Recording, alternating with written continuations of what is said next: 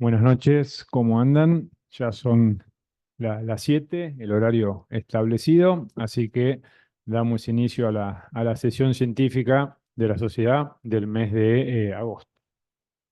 Empezamos, como siempre, con el informe de secretaría. Buenas noches. Informe de Secretaría correspondiente al mes de agosto del 2024. Se nombraron miembros titulares y acreditados en mastología las doctoras Cuenca Magdalena María de los Milagros, Pasarel Rocío, Sarubi Agustina, Sigiotti Natalia. Se nombró miembro adherente a la doctora Bena Ribato Bernarda. Recordamos ya la semana próxima las 17ª Jornadas Nacionales de Mastología, que van a tener lugar en Mar del Plata el 5 y 6 de septiembre, jueves y viernes próximos, en el Hotel Sheraton.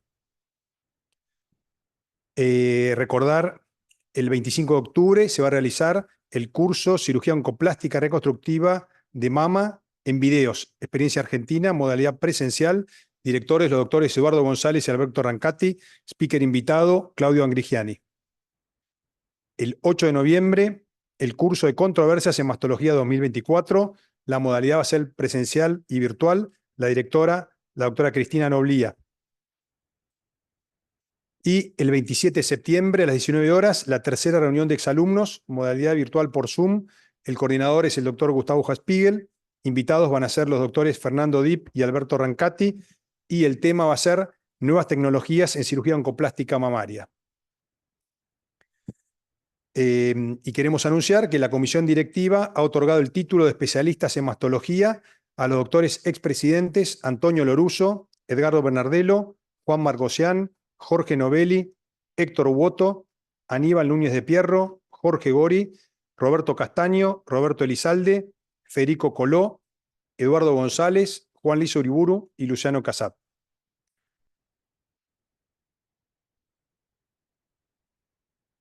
Doctor Terrier. Y a raíz, en continuando, ¿no?, con lo último que dijo el doctor Coborno, la comisión directiva también ha conformado ya el comité para otorgar los títulos de especialista, que quedó conformado por tres de los expresidentes, el doctor Roberto Elizalde, el doctor Federico Coló y el doctor Luciano Casaba.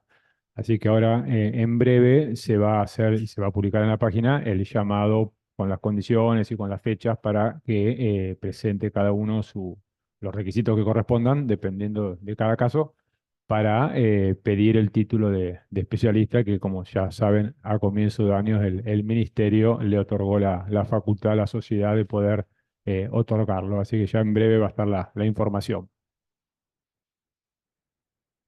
Bueno, con la modalidad habitual de los tres trabajos, ¿no?, de todos los jueves, de último jueves de mes, empezamos con el primer trabajo, que lo presenta la doctora Dolores Mancilla: fluorescencia con verde de indocianina en cirugía mamaria, experiencia inicial del Instituto Ángel Rofa.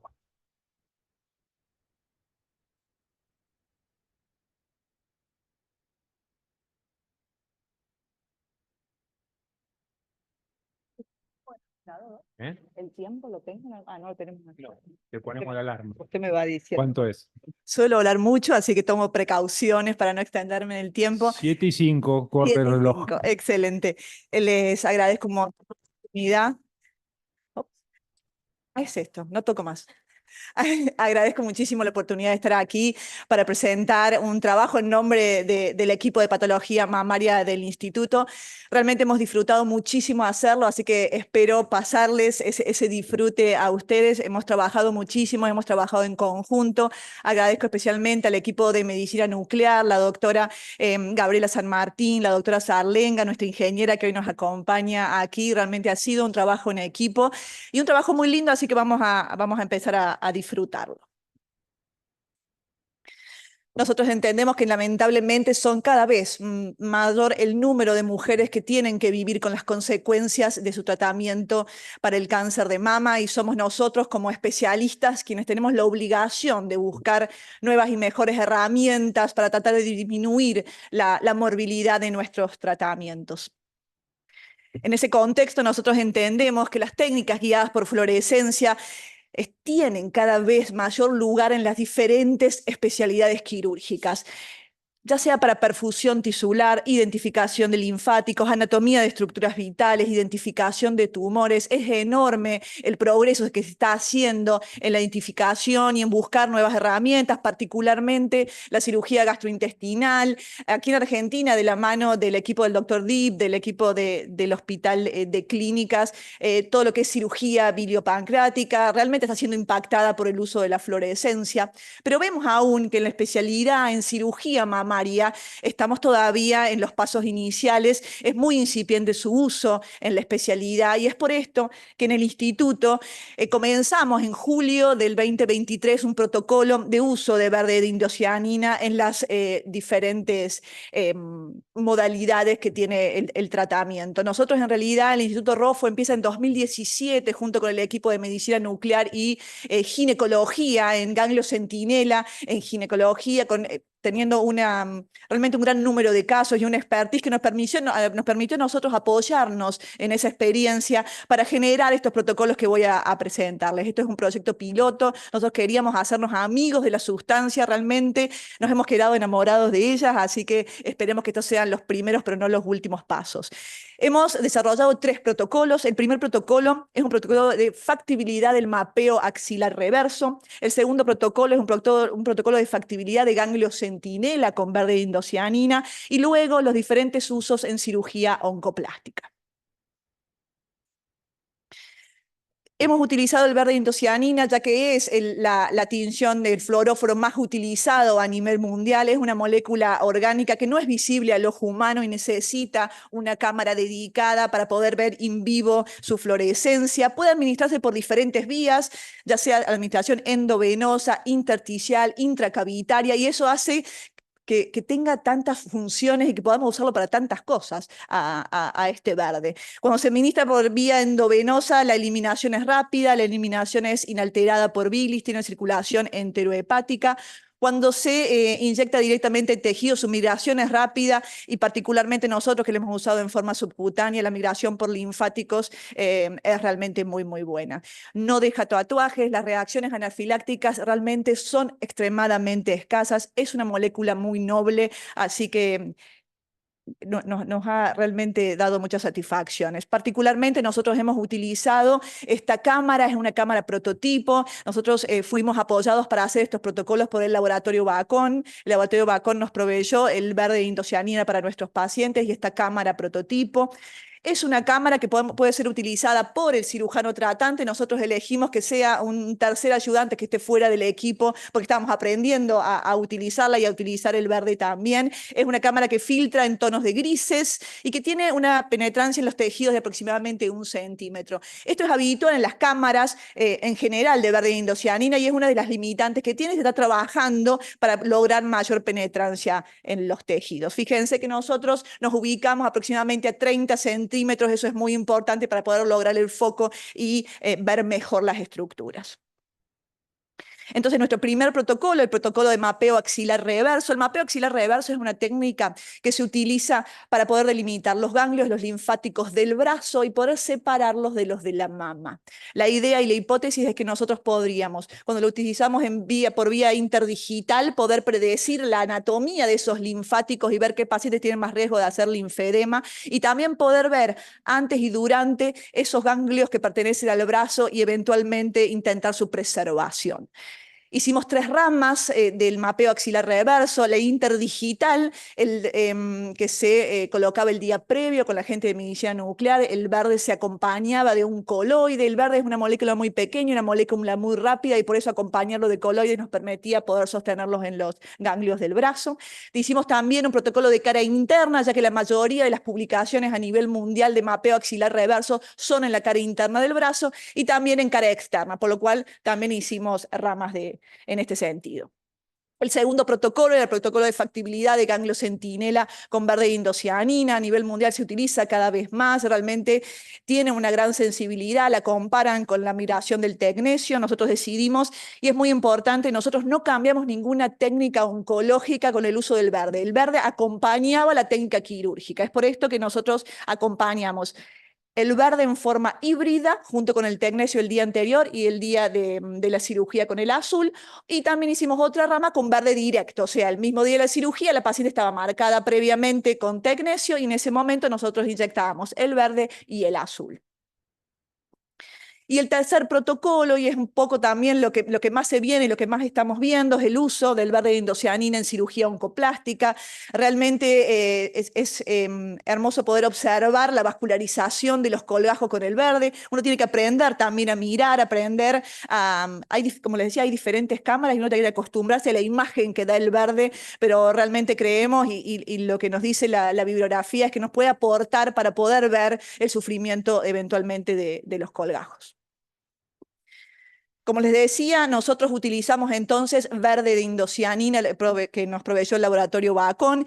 Hay discusiones en cuanto a diluciones, en cuanto a solventes, en cuanto a cantidades que se debe hacer. Nosotros decidimos, y porque era lo que la mayoría de la bibliografía nos decía, en el caso del mapeo axilar reverso a nivel interdigital, lo hicimos obviamente en el brazo homolateral a la lesión, 0,5 mililitros es la dosis. Fíjense qué bajas dosis. El frasco tiene 25 miligramos que se diluyen en 10 mililitros de solvente, ¿sí? O sea, y nosotros estamos utilizando una muy pequeña cantidad. Hemos hablado con el laboratorio para hacer frascos más pequeños porque se descarta gran parte de él. 0,5 mililitros entonces, agua destilada era el solvente que decidimos hacer el mapeo axilar reverso. En ganglio centinela y en oncoplastia, luego cambiamos a esa solución fisiológica, nos dificultaba por ahí el agua destilada en el quirófano, y está también descrito que los solventes pueden ser tanto agua destilada como solución fisiológica, así que eso es indistinto.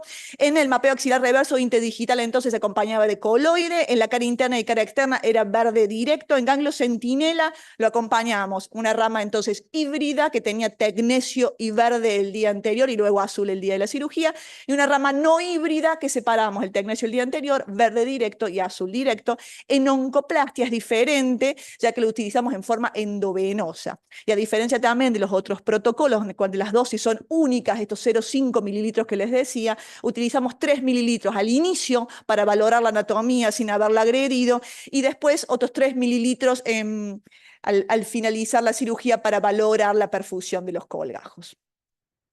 Después esto son 3 protocolos, es mucha información. Después también las preguntas, si hay alguna cuestión en particular que quieran preguntarme, podemos ahondar en ellos. Respecto a los pacientes, nosotros fuimos un poquito más estrictos en la rama del mapeo axilar reverso, porque era la primera rama que hacíamos, por lo cual nosotros a estos pacientes, los criterios de inclusión, obviamente todas tenían antecedentes de cáncer de mama, pero no permitíamos que la paciente tuviera ninguna cirugía ni ninguna agresión a nivel de la axila, para que no tuviéramos y no nos embarrara la cancha respecto a la migración. Son pacientes todos con antecedentes de cánceres de mama, 1/3 de esos pacientes tuvieron axila positiva, casi la mitad de ellos se sometieron a neoadjuvancia, no hubo otros criterios de exclusión. Entonces aquí simplemente para mostrarles y empezar un poco a mostrar la experiencia, no voy a tocar esto. Entonces el día anterior, este es el mapeo axilar reverso interdigital con el verde de indocianina. El día anterior se inyectaba en forma interdigital, esos 0,5 dividido en 4 dosis. La migración es bastante rápida, ¿sí? Y por eso después se acompaña de coloide para que se sostenga en los ganglios del brazo. Se necesita un leve masaje al inicio. Nos fijemos en estos gráficos como realmente la fluorescencia, aún esta cámara prototipo nos permite identificar y hacer una cartografía linfática. Esta último que dice prequirúrgico ya es el día de la cirugía. Todas las demás imágenes son 24 horas anteriores y tenemos el prequirúrgico inmediato. Tenemos que hacernos amigos de la cámara. Las primeras grabaciones son un poco movidas, pero ahí está. Después tenemos aquí el mapeo axilar reverso interdigital con el verde de indocianina, pero ya viendo un poquito más en la cirugía. Esta es la posición del paciente, esto es lo que veíamos. Nosotros empezamos como a entender mejor la anatomía de esa axila gracias al verde de indocianina. Entendemos que la mayoría de los ganglios pertenecientes al brazo van a estar en lo que se denomina zona D, ¿sí? hacia más externo de la axila. Nosotros esperábamos, y ya contándoles un poquito respecto a qué resultados obtuvimos, esperábamos que los ganglios de fluorescencia del brazo coincidieran con el ganglio centinela de la mama en una proporción menor al 30%. Tuvimos presencia de fluorescencia en el ganglio centinela de la mama mucho mayor, cercana al 70%. Se va a hacer una revisión de esos casos y una publicación específica de mapeo axilar reverso. Entendemos otra vez por el tamaño de la molécula, hay que analizar un poquito más esto. Pero realmente, y otra cosa que también como resultado, todos nuestros pacientes tuvieron migración del verde y ninguno de nuestros pacientes tuvieron reacciones anafilácticas a eso. Entonces esto nos alienta a seguir intentando que nos ayude el verde en la cirugía. Aquí un poquito más de los videos. Muy bien, y esto es en cara interna, encontramos lo mismo, ya no teníamos que nos había gustado realmente el mapeo que hacía de la anatomía del brazo, esto interdigital. La inyección sobre la cara interna tiene una migración extremadamente rápida, por eso tenemos que seguirlo con la mirada y apenas hace el stop, ya nosotros ahí empezar la cirugía. Acordémonos también esto de la migración rápida. En la cara interna, este caso particularmente, el ganglio no fue fluorescente, si bien la mayoría lo fue, y persistía, y ahí el doctor Ipiña levanta, está en la zona de esos ganglios pertenecientes al brazo. Bien, pasamos a la técnica no híbrida de ganglio centinela. Acá tenemos un par de videitos. Bien. Nosotros vemos también ahí, entonces, esto es la inyección directa. Tenemos que ser muy cuidadosos. La sustancia mancha bastante, así que cuando cargamos, cambiar los guantes. En el momento de la inyección, tener cuidado de que no nos ensucie el campo. Realmente es hermosa la imagen que se ve. Nos coincidieron en todos los casos el ganglio marcado con tecnecho y con azul, con el ganglio con verde de indocianina. Aquí la técnica híbrida, veamos el manchón que teníamos anterior, esta vez molestaba un poquito, lo tapamos para poder ver más específicamente en la axila, pero también tuvimos coincidencia en el 100% de los casos de aquel marcado con el azul, aquel marcado con la migración híbrida de la sustancia. Aquí ya pasando entonces a nuestro tercero, y para ir terminando, a nuestro tercer protocolo, la valoración de la perfusión de correjo dorsal ancho. Esta es una paciente hermosa que operó el doctor Ursino.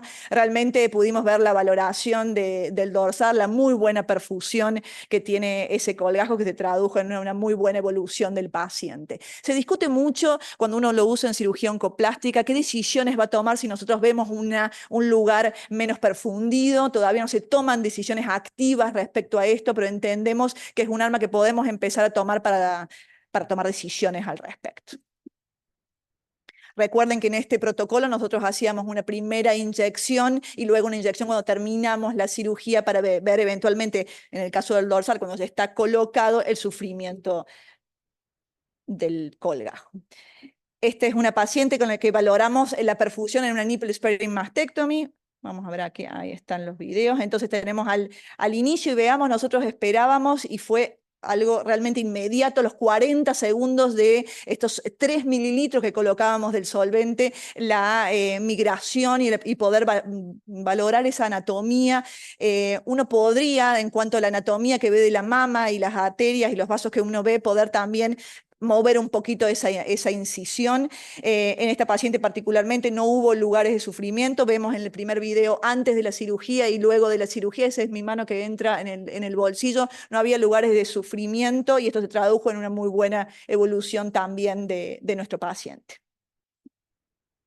Entonces, los resultados iniciales de estos primeros 33 pacientes con verde de indocianina, tuvimos una migración en todos los pacientes, no tuvimos reacciones adversas. Como les decía, tuvimos en el mapeo axilar reverso más presencia de fluorescencia de la esperada, estamos analizando al respecto.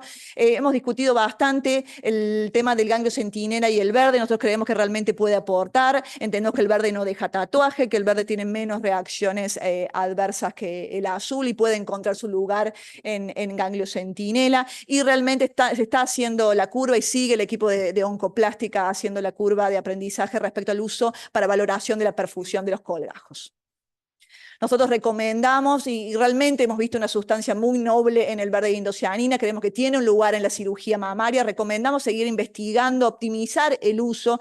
Tenemos que mejorar la calidad de las imágenes. Esta cámara era una cámara prototipo y vamos a seguir mejorando con nuestra ingeniera y con la gente de Bacon, poder mejorar esta cámara. Tenemos que capacitar al personal. Al principio realmente nos manchábamos el paciente. Es una sustancia a la que tenemos que acostumbrarnos. Tenemos que desarrollar protocolos estandarizados, pero creemos que nos puede ayudar a disminuir la morbilidad en nuestros pacientes. Muchas gracias.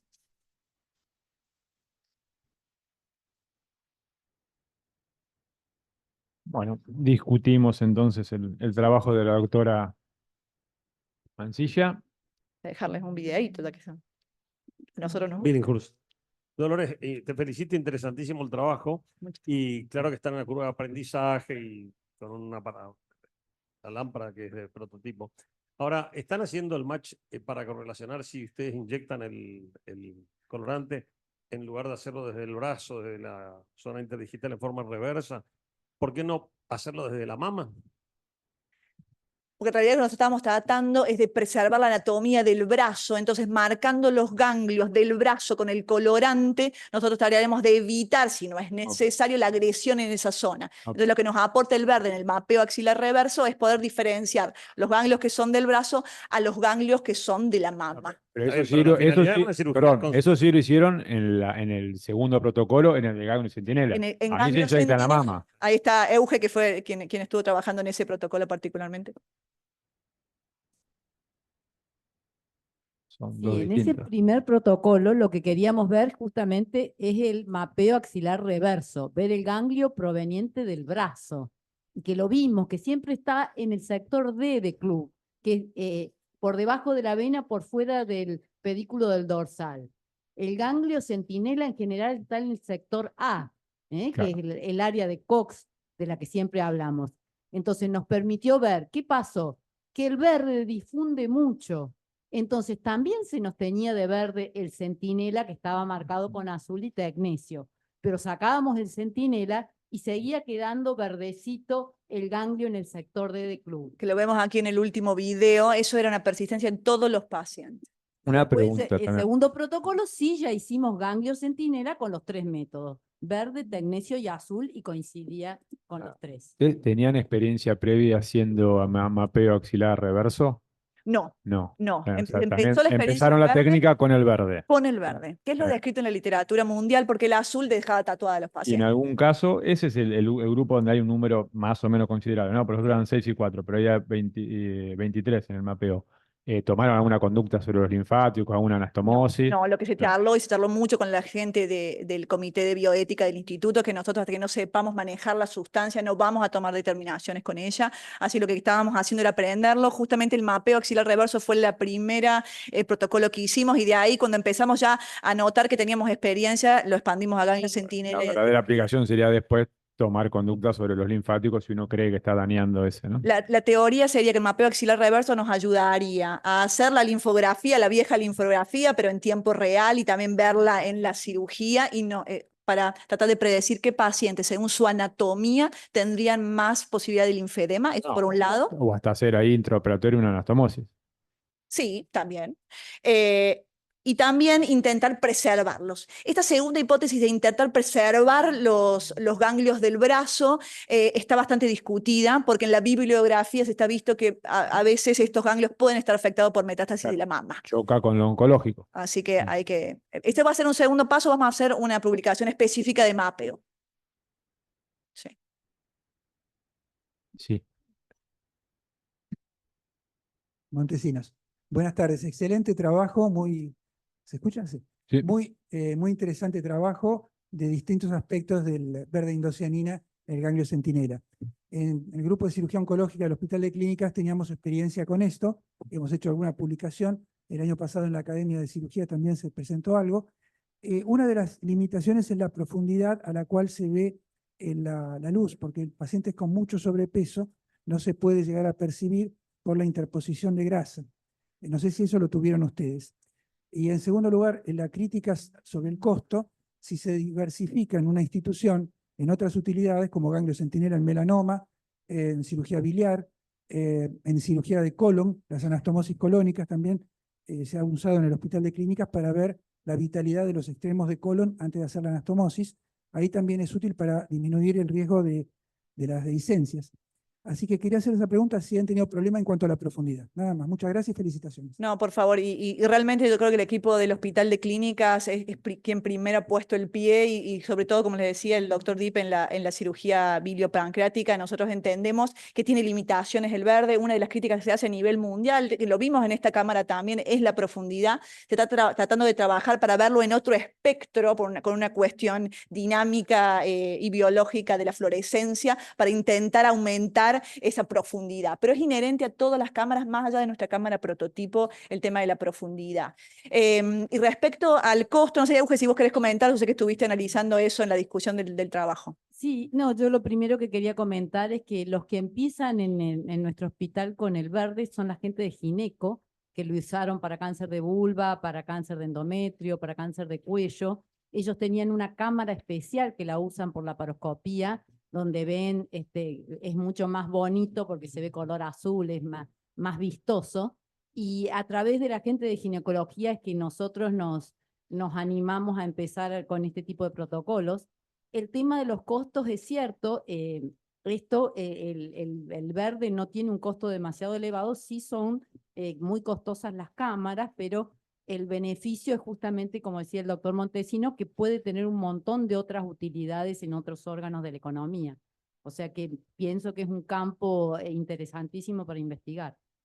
Estuve leyendo mucho su trabajo de ganglio centinela y verde, y también esto de que cada vez son más las especialidades, y yo creo que lo discutimos también en el equipo y junto con Eugenia, son tantas las especialidades que pueden beneficiarse del verde que yo creo que va a terminar siendo el costo algo menor porque lo van a utilizar todos los servicios. Entonces, un poco vemos eso nosotros. Berman. Solamente para complementar en relación al oncoplástico, es la tercera etapa de esta primera gran etapa, ¿sí? Por eso es que, digamos, nos amigamos con el verde, con el mapeo reverso y con el centinela, y la empezamos a aplicar hace un tiempo en lo que es cirugía oncoplástica en algunos casos puntuales. Es interesante entender que esto, hoy por hoy, por lo menos hoy por hoy, repito, no reemplaza a la clínica. La clínica sigue siendo soberana y nosotros, frente a un sufrimiento inicial durante la cirugía, eventualmente podemos resecar una región. Lo que habitualmente uno hace es expectar con el paso de los días a ver cómo evoluciona esa zona que uno quizás sospechó intraoperatorio que podía evolucionar a una necrosis. Ahora, esa es la actualidad. Muy probablemente esto sea una herramienta que con el paso del tiempo, sumado a otras, termine definiendo conducta, porque ya hay muchos trabajos que demuestran la correlación exacta entre la hipoperfusión detectada por verdimesanina y la necrosis posoperatoria en los primeros días, con lo cual uno evitaría reingresar al quirófano tomando la decisión en el momento que el área hipoperfundida debe ser resecada, pero bueno, son nuestros primeros casos y todavía no estamos en esa etapa de que este método tome conducta desde el punto de vista resectivo. Esta misma discusión se está dando en hipoperfusiones de anastomosis en gastrointestinal, el si tomar determinaciones o no en cuanto a la falta de perfusión por el verde. Así que, porque les vuelvo a decir, me parece que es una sustancia que vino para quedarse. Bueno, muy bien. Muchas Muchas gracias.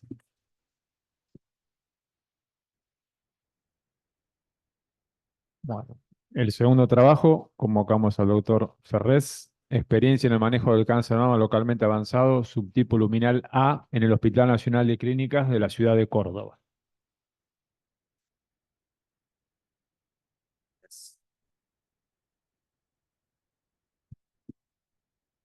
Buenas noches. Bueno, soy el doctor Cristian Ferres, ginecólogo, integrante del staff del Servicio de Patología Mamaria del Hospital Nacional de Clínica y docente de la Universidad Nacional de Córdoba en la cátedra que funciona en el servicio. Nosotros, el trabajo que voy a presentar es experiencia en el manejo del cáncer de mama localmente avanzado, subtipo luminal A, en el Hospital de Clínicas de la ciudad de Córdoba, que está como coautor el doctor Aquiles Morales. Para tener un poco de introducción al tema, sabemos que el cáncer de mama es la primera causa de muerte oncológica en la Argentina, superior a 18.000 casos de incidencias anuales, 7.000 muertes anuales. Los tumores luminales A representan la proporción más importante de todos estos grupos etarios y en poblaciones de acceso al tamizaje, con menos acceso al tamizaje, los diagnósticos están en estadio más avanzado y acá vamos a hacer un estado de situación, el Hospital de Clínicas. es un hospital público en el cual tenemos una cápita de PAMI muy importante que ocupa casi el 90% de las consultas clínicas y de las cirugías que se realizan. Y es un referente para el interior de Córdoba y provincias aledañas, principalmente lo que es mama, en lugares donde hay menos acceso al método diagnóstico y hay informes parciales, pérdida de datos de seguimiento y fragmentación del cuidado de los pacientes. Este es el hospital, mi segunda casa, donde empezamos a hacer las primeras armas quirúrgicas en la cátedra de anatomía normal. Pero bueno, contamos con algunas deficiencias que las vamos a nombrar a continuación. Dentro de nuestros objetivos, el primario fue, como decía el título del trabajo, describir las características clínicas, anatomopatológicas y las conductas terapéuticas establecidas en los pacientes con cáncer de mama localmente avanzado, subtipo luminal A, que fueron tratadas en el Hospital Nacional de Clínicas entre los años 2014 y 2019. Como objetivo secundario era describir las características generales de las pacientes con cáncer de mama tratadas en nuestra institución y diseñar, instrumentar e implementar en forma prospectiva el registro electrónico de pacientes tratadas y seguidas en el servicio de patología mamaria del hospital, de nuestro servicio. Abro un pequeño paréntesis, nosotros, este trabajo, este tema me lo indicó el profesor Héctor Ferreira en el 2015, cuando empezaban a aparecer los primeros casos de tratamiento neoadyuvante en pacientes luminales A con hormonoterapia. Se pospuso por mis razones personales hasta el 2019 que pude hacer el curso y empezar la investigación y nos encontramos con que no había una base de datos, ni en nuestro servicio ni en el de oncología. Lo que primero teníamos era anatomía patológica y de ahí encontramos la punta del ovillo para revisar las historias clínicas de manera manual entre marzo y mayo del 2020, plena pandemia, con un hospital que era COVID, entonces fue bastante dificultoso para mí principalmente sobornar con criollos a la gente de estadística para que me pudieran dejar estar en el archivo sin poder retirar las historias clínicas para revisar todas las historias clínicas. En los materiales que teníamos y métodos fue un estudio descriptivo, retrospectivo y observacional. Como decía, se revisaron y extrajeron manualmente los datos de los archivos de historias clínicas de todas las pacientes sometidas a procedimientos mamarios a partir del año 2014. Yo lo hice hasta el 2019, diciembre del 2019, y iniciamos la base de datos ad hoc. Definimos, según la literatura mundial, los tumores luminales, receptores hormonales mayor al 1% de la población celular, luminales A, receptores estrógenos positivos, progesterona menos al 20 y Ki 67 progesterona al 20 y menor el Ki al 20%. Definimos el cáncer de mama localmente avanzado con un tamaño clínico mayor de 5, cualquier tamaño tumoral con afección de piel, pared torácica o inflamatorio. Las axilas positivas con ganglios linfáticos fijos o conglomerados, también dependiendo de cualquier tamaño tumoral, o los tumores con afecciones de ganglios subclaviculares o supraclaviculares homolaterales. Y les voy a contar un poquito los resultados que tuvimos. Obtuvimos en toda esa investigación 793 procedimientos quirúrgicos desde el 2014 al 2019, de los cuales fueron 243 biopsias, 255 cirugías oncológicas y 305 cirugías benignas. Por ende, revisé un total de casi 600 historias clínicas y la idea no era solamente obtener los datos para nosotros, sino para generar una base de datos con todas las patologías, con todas las cirugías, con todas las pacientes oncológicas para que sirva para el servicio. Entonces se creó una base de datos y una parte era lo que vamos a presentar. De esas cirugías oncológicas obtuvimos 79 cáncer de mama localmente avanzados. La inmunistoquímica nos dio un resultado de 32 cánceres con fenotipo luminal A, 15 luminal B, 5 triple negativo, 12 HER2 positivos y 15 pacientes no teníamos o no encontramos archivo de historia clínica o no encontramos la inmunistoquímica. Muchos pacientes se operan en el hospital, se lleva la inmunistoquímica a la parte privada. De los 32 casos, no localizamos 4 historias clínicas, entonces trabajamos con una muestra de 28 pacientes luminales A, cáncer de mama localmente avanzados. En la edad obtuvimos, que era lo que podíamos esperar, es un hospital PAMI, el mayor número de casos lo obtuvimos después de los 60 años, aunque nos llamó un poquito la atención, entre 40 y 49 años dentro de nuestra muestra era un número importante. El estatus axilar también Esperábamos encontrar axilas positivas más que negativas, encontramos 21 con respecto a 7 axilas negativas. Y las terapéuticas que se habían propuesto en esos momentos fueron 18 cirugía de inicio en estas pacientes de cáncer de mama localmente avanzado y 10 con neoadyuvancia, que era nuestra muestra que nosotros íbamos a analizar y que era el objetivo del trabajo. De estas 10 pacientes que hicieron neoadyuvancia, todas recibieron inhibidores de la aromatasa y todas lo hicieron con letrozol 2,5 miligramos. 4 pacientes, además de los inhibidores de la aromatasa, recibieron 4 ciclos de antraciclinas y taxanos. En estas 4 pacientes que recibieron, además, la quimioterapia neoadyuvante, no hubo respuesta clínica, hubo una respuesta clínica, perdón, menor al 50%, por lo que se decide realizar cirugía en ese momento. En 2 casos se realizó mastectomía radical modificada. Un caso fue una cirugía conservadora con vaciamiento axilar y el otro caso fue una mastectomía simple con ganglio centinela. Las pacientes que nos quedaban de estas 10 eran 6 que habían recibido el tratamiento con letrozol a 12 semanas. 3 de estos casos no se pudo completar el tratamiento estipulado de las 12 semanas. Hubo una progresión clínica. Cuando se realiza la cirugía, que se hace una mastectomía radical, obtenemos en la anatomía, en la inmunistoquímica postoperatoria, un viraje al fenotipo triple negativo. Hubo una paciente que cambió de institución por una progresión a distancia, esto fue una progresión a distancia, resolvió su tema con una obra social, continuó el tratamiento en otra institución y una paciente fallece por una causa cardiovascular en las 12 semanas del tratamiento. Los 3 casos restantes sí pudieron terminar el tratamiento estipulado. Tuvimos una respuesta clínica mayor al 50%. En 2 casos tuvimos un downstaging tumoral, en lo cual se pudo realizar una cuadrantectomía con vaciamiento axilar.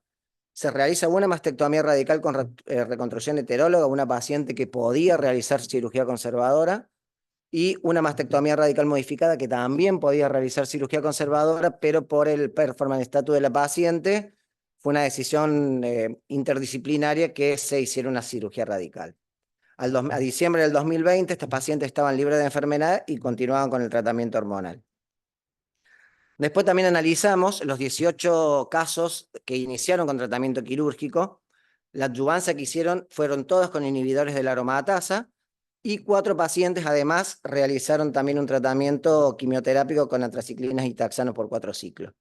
Esto se hizo un seguimiento a 5 años y hubieron 3 fallecimientos que ninguno era por causa de la patología mamaria y el resto presentaba curación clínica. Y con respecto a las reacciones adversas, principalmente de los inhibidores, tuvimos un 22% de variable intensidad, pero ninguna tuvo que hacer discontinuidad del tratamiento. Si bien algunas por ahí se podía llegar a discontinuar, hay un muy buen trabajo interdisciplinario, principalmente con psicoterapia y bastante personalización de las pacientes, y las acompañamos y pudieron no discontinuarlo. Acá hicimos un conteo de las cirugías. Todas las pacientes con cáncer de mama localmente avanzado recibieron cirugías si contamos la biopsia diagnóstica de una de las pacientes. Si bien la principal cirugía que se realizó fue la mastectomía radical modificada, en muchos casos, como decía al principio, son pacientes que los cuidados posteriores por ahí nos limitan por distintas situaciones, la posibilidad de hacer la radioterapia, de viajes del interior, entonces por ahí se deciden por cirugías radicales, pero sí habíamos obtenido un resultado positivo como para poder hacer cirugías conservadoras. A ver, sabemos que es un desafío, el cáncer de mama localmente avanzado es un desafío. Tenemos, por ejemplo, los tumores grandes en mamas pequeñas, los tumores inflamatorios. Y bueno, y si bien la mayoría de la neoadyuvancia sabemos que es con quimioterapia, la hormonoterapia, y principalmente en ese tiempo iba tomando un rol valioso. Y bueno, sabemos que hay muchos estudios dedicados a probar cuál es la droga más adecuada, muchos a nivel mundial.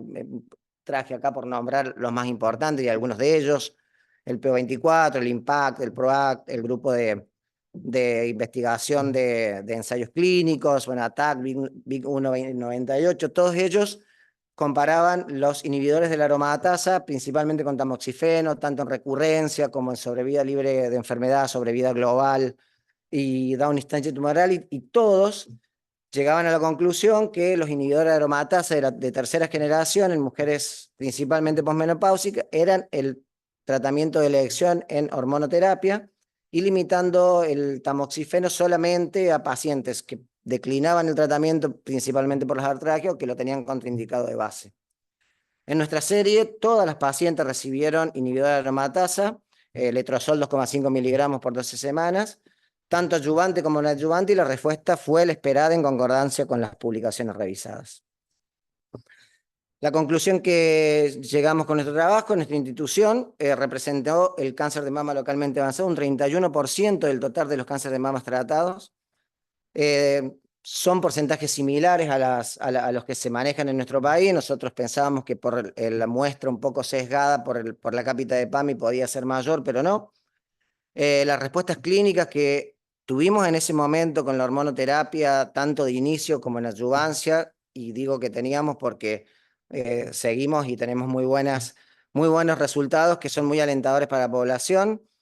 Fue un punto de partida en ese momento para que en conjunto con el servicio de oncología incrementemos el número de pacientes, principalmente de las que empezaron con adyuvancia. Nosotros ahora tenemos números muy alentadores y todo provino, y por ahí no, la verdad que fue un trabajo que en su momento con el doctor Ferreira, ahora con el doctor Irico, que es el jefe del servicio, digitalizar la base de datos. Nosotros, en una de los pasos anteriores, decía, el Hospital de Clínica recién en 2024 contó con digitalización de la historia clínica. Nosotros en 2019 ya podíamos tener una base de datos que podíamos trabajar. Nosotros, además de encontrar beneficios para los pacientes, nosotros somos formadores de ginecólogos y principalmente también de residentes en ginecología, y brindarles esta base de datos ha sido un cambio muy importante desde ese tiempo hasta ahora. Muchísimas gracias.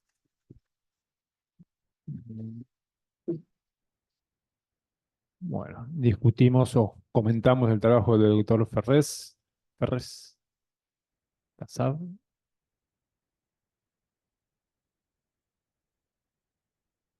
¿Qué tal? Buenas noches, Casado. Buenas Yo te noches, quería doctor. preguntar cómo decidieron hacer las ramas de quimioterapia en pacientes con luminales A en cáncer de mama localmente avanzado, cuando sabemos que tienen una baja respuesta a la quimioterapia, sí. ¿Cómo decidieron hacer las ramas? ¿Si hicieron por comorbilidades o por qué hicieron la rama de hormonoterapia? Y no me quedó muy claro cuál fue el resultado final que tuvieron. Es decir, en tu experiencia, con la experiencia que hicieron con estas pacientes, si tuvieron respuesta patológica, aunque sea parcial, como para hacer mayor tratamientos conservadores o no. Bien, con la primera pregunta, la verdad que son casos retrospectivos. Nosotros, como servicio de patología mamaria, con reuniones y revistas de salas y reuniones interdisciplinarias, comenzamos después de la pandemia. Antes nosotros realizábamos la cirugía y muchas veces la decisión la tomaba el servicio de oncología. Nosotros no teníamos por ahí la posibilidad de saber cuál era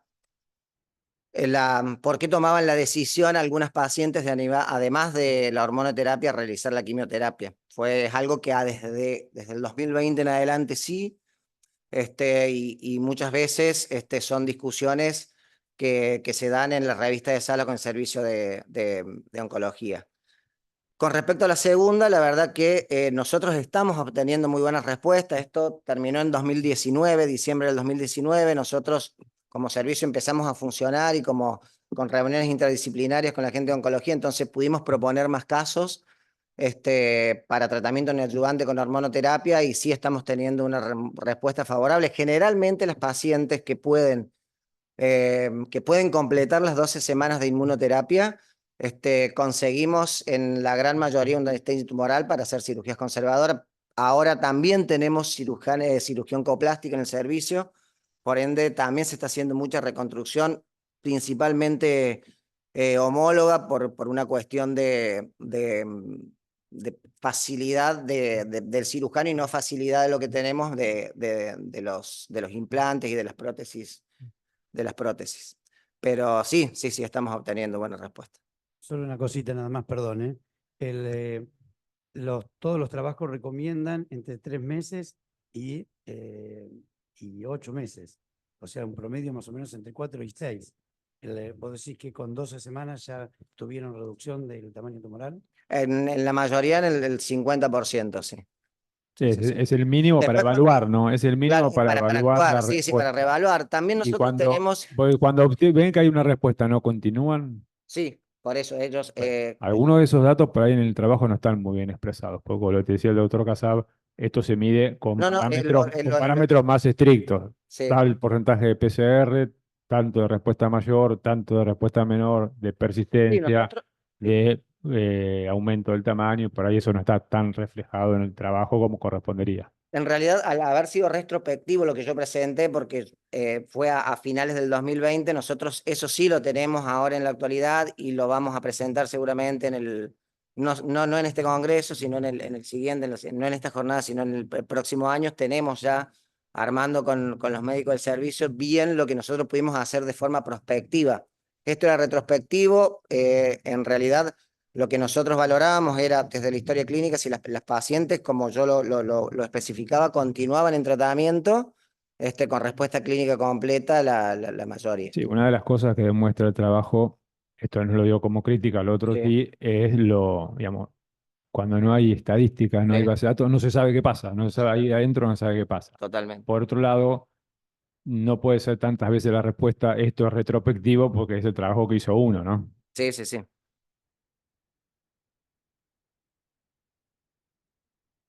Fuleston. Una Buenas pregunta, noches. siguiendo lo que te preguntó el doctor Casab. ¿Puede ser que el brazo que hizo quimioterapia, que veo que lo decidió oncología, es porque tenía axila positiva? Los 8 casos sí, tanto los que iniciaron con cirugía como los que iniciaron con neoadjuvancia sí tenían axila positiva los 8 casos. O sea que combinaron la hormonoterapia con la quimio cuando tenían axila Axila positiva. Está bien, Sí, sí, gracias. sí. Seguramente que algún caso también por ahí no está reflejado, pero por la distribución de edades, a una paciente sería premenopáusica. Las premenopáusicas, las 4 pacientes de las... Eso generalmente pesa también para la Sí. decisión de Sí, sí, las 5 pacientes con diagnóstico entre los 40 y los 49 años recibieron quimioterapia, son partes y tenían axila positivas. Bueno, sí, la doctora Azar. Vos empezaste a comentar el trabajo, dijiste que la única base que tenían era de la de patología. Y Sí. no hablas nada de la patología. No sabemos si al menos esas pacientes que hicieron quimio tuvieron algo de respuesta patológica, si hubo una evaluación en el informe patológico de algún tipo de respuesta. No, porque no es un dato que obtuve. Yo lo que obtuvimos nosotros era la anatomía patológica de la cirugía o de la biopsia. Después no teníamos más datos de las pacientes más que eso. Después lo que nosotros valoramos fue respuesta clínica. Pero en las que se operaron tienen que saber cuáles habían hecho una adyuvancia. Claro, las que se operaron, Pues en esa por lo menos la respuesta desde el punto de vista patológico debería estar evaluada. Aunque sea, sí, por lo sí, menos sí, poner no que está no hubo evaluado. ninguna Nosotros respuesta solo patológica evaluamos, completa. Ya con solo eso es evalué un dato. respuesta clínica, sí, solo se evaluó respuesta clínica. Bueno, muy bien, muchas gracias. Gracias.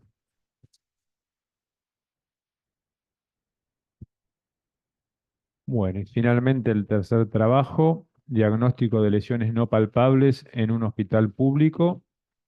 Nuestra realidad. ¿Podríamos ser más conservadores? Hospital Narciso López de Lanús, la doctora Mariana Tuya lo presenta.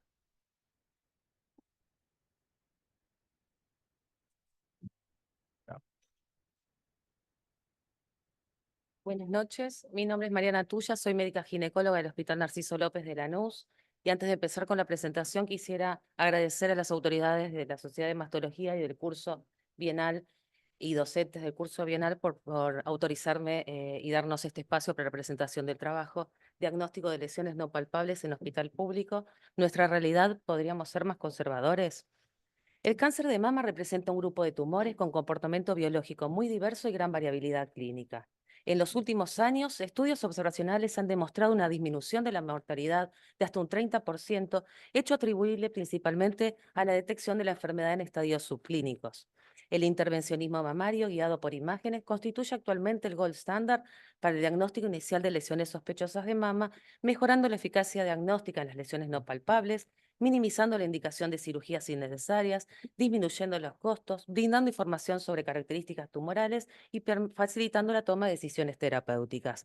No obstante, la situación sociosanitaria en hospitales del conurbano bonaerense frecuentemente resulta ser una limitante en relación con la disponibilidad de acceso a determinadas metodologías diagnósticas, lo cual creemos conduce frecuentemente a situaciones de probable sobretratamiento. El objetivo principal de nuestro trabajo es describir nuestra realidad y experiencia en el diagnóstico de las lesiones no palpables de mama, y como objetivo secundario nos propusimos correlacionar las diferentes categorizaciones del BI-RADS con anatomía patológica y el cálculo del valor predictivo positivo de malignidad, así como también aproximar la proporción de sobretratamiento en el manejo de dichas lesiones. Se realizó un estudio retrospectivo de diseño descriptivo y observacional. La población de Diana fueron mujeres con lesiones no palpables de mama asistidas en consultorio de patología mamaria del Hospital Narciso López durante los meses de enero de 2014 a diciembre de 2019. Se incluyeron todas aquellas pacientes con lesiones no palpables con traducción mamográfica y ecográfica con categorizaciones BI-RAD 4 y 5. De las 327 historias clínicas disponibles, se excluyeron 17 por falta de datos de interés para el estudio, quedando un total para el análisis de 310 pacientes. A todas las pacientes con imagen de sospecha con traducción solo mamográfica se le realizó biopsia quirúrgica por no contar con la posibilidad de realización de biopsia al vacío, realizándoles marcación con carbón bajo guía mamográfica y control mamográfico de la pieza quirúrgica a todas. En cuanto a las pacientes con lesión de sospecha con traducción ecográfica y o ecográfica y mamográfica, se optó por la realización de biopsia con aguja gruesa bajo guía ecográfica utilizando agujas de 14 gauge. Las variables analizadas fueron edad, tipo de lesión mamográfica y ecográfica, clasificación del BI-RADS, método de diagnóstico, uso de biopsia percutánea previa a la biopsia quirúrgica, resultado anatomopatológico y número de reintervenciones. Los datos se obtuvieron a partir de la revisión de historias clínicas de consultorios externos, internación, servicio de anatomía patológica e intervencionismo mamario. Las piezas obtenidas mediante BRQ se clasificaron histológicamente en 3 categorías: benigno, maligno y lesiones proliferativas o de alto riesgo. Y para las biopsias percutáneas se utilizó la clasificación anatomopatológica de Ellis en B1, B2, B3, lesiones de potencial maligno y cierto, B4 y B5. Se utilizaron métodos de estadística descriptiva para el análisis y comparación de distintas proporciones y frecuencias absolutas, junto con los porcentajes para el resto de los datos analizados, y se calculó el valor predictivo positivo de cada categoría y subcategoría del BI-RADS. Se evaluaron 310 pacientes con lesiones no palpables BI-RAD 4 y 5. La media de edad fue de 51 años con un rango de 34 a 83 años. En la figura 1 se puede ver la distribución del total de casos evaluados según los métodos de diagnóstico por imagen. 54,2 tenían traducción solo mamográfica, 35,2 tanto mamo como ecográfica y un 10,6 solo ecográfica. En la figura 2 se puede ver representada la distribución de casos evaluados según la clasificación BI-RADS, de pacientes categorizadas BI-RAD 4A para un 24,8%, para un N77, 38 se les realizó biopsia radioquirúrgica por tratarse de imagen con traducción mamográfica, 4 pudieron acceder a biopsia al vacío de forma particular y 35 biopsias con aguja gruesa por tratarse de lesión con traducción ecográfica. De grupo de pacientes con lesiones BI-RADS 4B, 43,5% para un N de 135, 87 BRQ, 48 biopsias con aguja gruesa. De grupo con lesiones BI-RAD 4C, 25,8 para un N de 80, 40 BRQ, 40 biopsias con aguja gruesa. Y del total de pacientes BI-RAD 5, para un 5,8%, para un N de 18, biopsias con aguja gruesa. En la tabla 2 se pueden ver representados los valores predictivos positivos de cada categoría del BI-RADS, observándose que en la subcategoría 4C y 5 fueron los más elevados. En la categoría BI-RADS 5 fue de 94,45% y en la subcategoría 4C de 77,5%, mientras que en la subcategoría BI-RAD 4A de 6,3% y 4B 18,54%. En la tabla 2 también pueden ver representados los porcentajes de benignidad, que como es de esperar, fueron más elevados en la subcategoría BI-RAD 4A de 50,6%, mientras este porcentaje va en descenso, siendo la subcategoría 4C de 5%. En cuanto a las lesiones de alto riesgo y tipo IB3, fueron más frecuentes en la subcategoría 4A y 4B, de 43,2 y 40,74 respectivamente. Con respecto a las pacientes con traducción mamográfica, 54,2% del total, 97,6 fueron directamente a biopsia radioquirúrgica, de las cuales 36,6 dieron resultado de benignidad, 29,3 lesiones de alto riesgo y 34,2 se estableció el diagnóstico de malignidad. El 2,4 restante, para un N de 4, pudo acceder en forma particular a biopsia al vacío, donde hubo 3 diagnósticos de hiperplasia ductal usual y una de hiperplasia ductal atípica con concordancia diagnóstica en la BRQ subsiguiente. Dentro de las pacientes sometidas a BRQ, en el subgrupo con resultado de malignidad, 78,6 requirió una segunda intervención. Como vemos en la figura 4, el apro histológico fue a C invasores en 66,1%, de los cuales 100% requirió reintervención para realización de ganglio centinela y ampliación de márgenes en los casos de compromiso del mismo. Y a ductal in situ, un 33,9%, de los cuales 36,9 requirió una segunda cirugía por márgenes comprometidos. Estos porcentajes de reintervenciones podrían haber sido menores de haber contado con la posibilidad de acceso a biopsia al vacío, teniendo el diagnóstico de malignidad previo a la cirugía, planificando correctamente la cirugía previamente. El resto de las pacientes, 45,8% del total, tenían imagen de sospecha con traducción ecográfica o mamográfica y ecográfica, realizándoles biopsias con aguja gruesa bajo guía ecográfica, de las cuales 28,2 dio resultado de benignidad, 29,6 lesiones tipo B3 y 42,3 malignidad. Un 71,8 requirió una intervención quirúrgica posterior a las biopsias con aguja gruesa, de las cuales 38 fue por diagnóstico de C invasor, 4,2 por diagnósticos de ductales in situ y 29,6 por lesiones tipo B3, de las cuales 9,5 requirió una segunda intervención por mayor lesión en la pieza histológica definitiva. Los resultados anatomos patológicos de las biopsias tipo B3 de las agujas con aguja gruesa se compararon con las piezas de las cirugías subsiguientes para calcular la tasa de subestimación, identificándose mayor lesión en un 14,3% de los casos. En 5 casos de hiperplasia ductal atípica, la biopsia quirúrgica posterior arrojó 2 ductales in situ de bajo grado que no requirieron reintervención por margen suficiente y 3 ductales invasores que sí requirieron reintervención. A partir de un caso de hiperplasia lobulillar atípica, un CA lobulillar invasor que también requirió reintervención. En la figura 7 podemos ver la manifestación imagenológica más frecuente de las lesiones de alto riesgo IB3, que fueron las microcalcificaciones, seguidos por las imágenes nodulares y las distorsiones de la arquitectura. Con respecto al resultado anatomopatológico de dichas lesiones, la hiperplasia ductal atípica fue la más prevalente, observándose en un 33,66% de los casos. Y de estas, 47,606 fueron directamente diagnosticadas por biopsia radioquirúrgica por tratarse de imagen con traducción mamográfica, 2,94 pudo acceder a biopsia al vacío y 50% diagnosticadas por biopsia con aguja gruesa por tratarse de traducción ecográfica. Le siguieron en frecuencia la atipia epitelial plana, las lesiones papilares, la cicatriz radiada y por último la hiperplasia lobulillar atípica en un 5,94%. La categorización, la introducción del BI-RAD como sistema estandarizado fue de crucial importancia para la práctica de mastología, como así también la consideración de los valores predictivos positivos de cada categoría y subcategoría del BI-RAD para así poder evaluar la correcta correlación radiopatológica. Por tal motivo, la subcategorización del BI-RAD 4 es indispensable para el manejo adecuado de las pacientes para poder estratificar la amplitud de dicho valor predictivo. De tal modo, en la subcategoría BI-RAD 4A, cuyo valor predictivo es del 2 al 10%, un resultado benigno sería el esperado.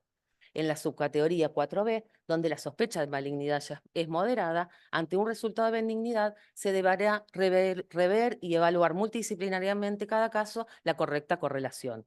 En la subcategoría 4C y 5, donde la sospecha de malignidad es muy alta, un resultado benigno será considerado discordante. En nuestro estudio pudimos ver que los valores predictivos positivos calculados en nuestra institución fueron acordes con los rangos establecidos por el ACR-BI-RADS y publicados en la literatura. En la subcategoría 4B, el valor predictivo positivo fue de 18,54%, donde hubo 15 casos con diagnóstico benigno post-biopsia percutánea, los cuales se discutieron multidisciplinariamente y cada caso, decidiendo realizar vigilancia imagenológica en 11 casos y en 4 restantes, por antecedentes familiares o personales de cáncer de mama, biopsia quirúrgica, todos con concordancia con el resultado anatomopatológico posterior. En cuanto a la subcategoría BI-RAD 4C, hubo 3 casos de discordancia cuya biopsia quirúrgica posterior arrojó el resultado de benignidad definitivo, y en la categoría BI-RAD 5, un caso de discordancia donde la biopsia percutánea arrojó una hiperplasia ductal atípica y en la biopsia quirúrgica un CA invasor. El manejo institucional recomendado del estudio anatomopatológico de las biopsias percutáneas de resultado debe ser multidisciplinario, incluyendo esto el análisis imagenológico, la categorización del BI-RADS, la selección del método de biopsia y la posterior correlación radiohistológica para así tomar la mejor conducta a seguir. Gracias a dichas punciones se describe en la literatura hasta un 60% menos de procedimientos quirúrgicos innecesarios y, según las series, hasta un 70% menos de requerimiento de una segunda cirugía. No obstante, para las lesiones de potencial maligno incierto, la tasa de subestimación varía, que en la aguja con aguja gruesa es del 7 al 88%, nuestro estudio fue del 14,3%, en tanto para la biopsia al vacío es menor la tasa de subestimación por ser la muestra más representativa de lesión. En nuestro estudio, la manifestación imagenológica más frecuente de las lesiones de alto riesgo IB3 fueron las microcalcificaciones y, en segunda instancia, las imágenes nodulares, tal cual lo publicado en las diferentes cortes a nivel mundial. En cuanto a resultado anatomopatológico, la hiperplasia ductal atípica fue la más prevalente en nuestra serie, seguida de la epitelial plana y las lesiones papilares.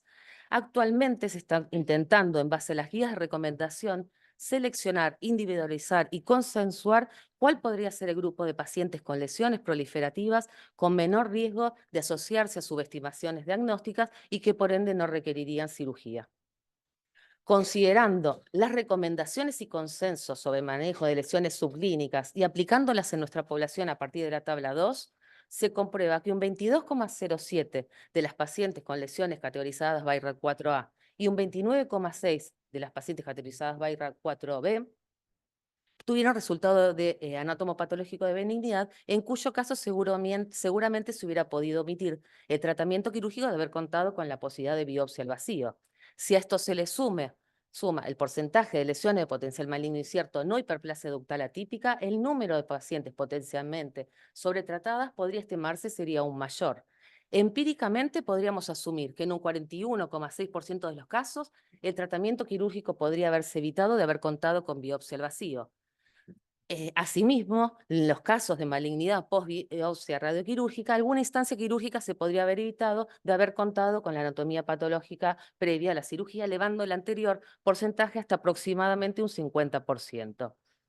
Nuestra experiencia muestra que los resultados de los valores predictivos positivos en las diferentes categorías y subcategorías del BI-RADS en nuestra institución están dentro de los rangos establecidos por el ACR-BI-RADS, constatándose una adecuada correlación entre los hallazgos imagenológicos y anatomopatológicos en el manejo de las lesiones no palpables. No obstante, creemos que la proporción de potencial sobretratamiento es elevada, dado que la biopsia radioquirúrgica diagnóstica es el único método a nuestro alcance para el estudio de las lesiones con traducción solo mamográfica, siendo la falta de acceso a la biopsia por vacío una limitante significativa para poder alcanzar el equilibrio tan deseado entre sobre- y subtratamiento de las pacientes con lesiones no palpables. Muchas gracias.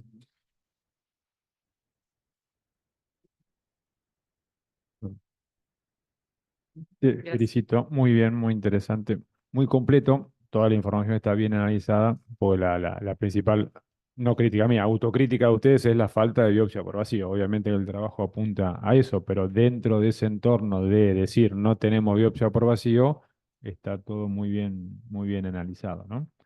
Em, no lo dice textualmente, pero en definitiva la mayoría de las lesiones que se veían solo en mamografía eran microcalcificaciones, ¿no es Sí. cierto?